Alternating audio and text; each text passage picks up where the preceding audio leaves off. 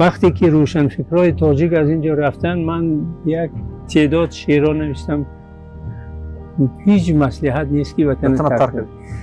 چرا من این چیز گفتم؟ تصور کنید که من بیمار شدم و در جستجوی پزشک بر روسیه و دیگر کشورها سفر کردم.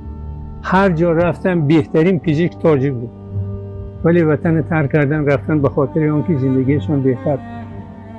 5 نفر تاجیک در مرکزی علمی و تحقیقاتی سردشن سسودیست و خیرورگی بیماری‌های قلب لیاو باکیریا کار میکنند. 5 نفر تاجیک، بهتریناش تاجیک است. در المتا که من زندگی میکنم یک کلینیک سرتاپا تاجیک است، تاجیکای بدخشانی ما.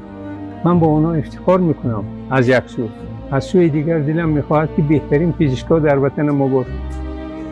خواهری ما، برادری ما، پدری ما، مادری ما بیمار شد، ما یک بهترین پزشکای داشته باشیم، بهترین معلمای داشته باشیم. اگر ما بهترین استادای نداشته باشیم، ما به جای نمیرسیم. نه تنها ما، هیچ کشوری.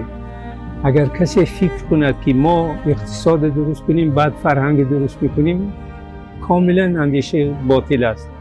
برای آنکه شما اقتصادتان خوب شود، برای آنکه کشورتان پیشرفته شود، بدون تردید باید فرهنگ داشته باشید. فرهنگ تنها کینا و تئاتر وقتی نیست. که روشنفکرای تاجیک از اینجا رفتن، من یک تعداد شعرها نوشتم.